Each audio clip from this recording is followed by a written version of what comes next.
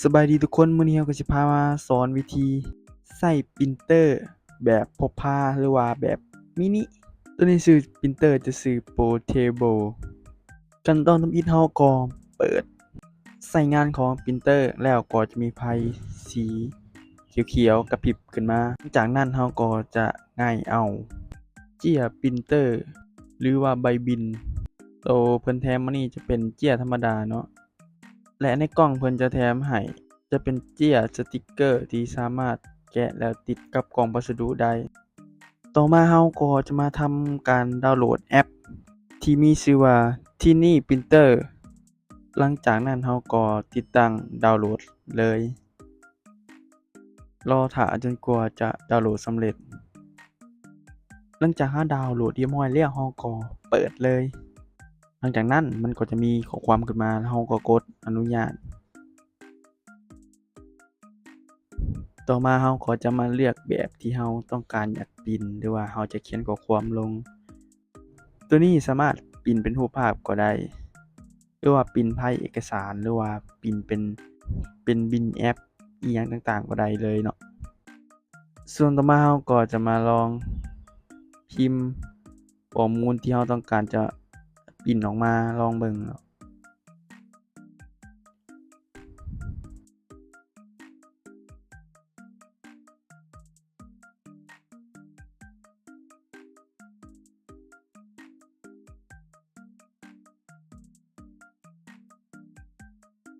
หลังจากเราเขียนเรียบร้อยแล้วเราก็กดปริ้นออกมาเลย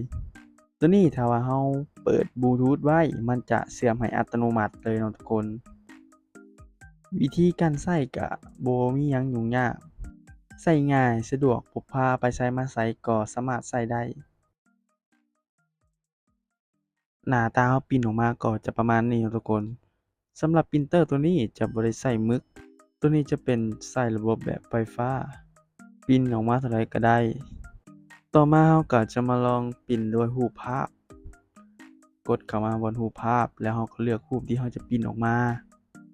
ตัวอย่างแอดจะเลือกเป็นรูปนี้เลยเมื่อเราได้รูปที่เราต้องการแล้วเราก็กดปริ้น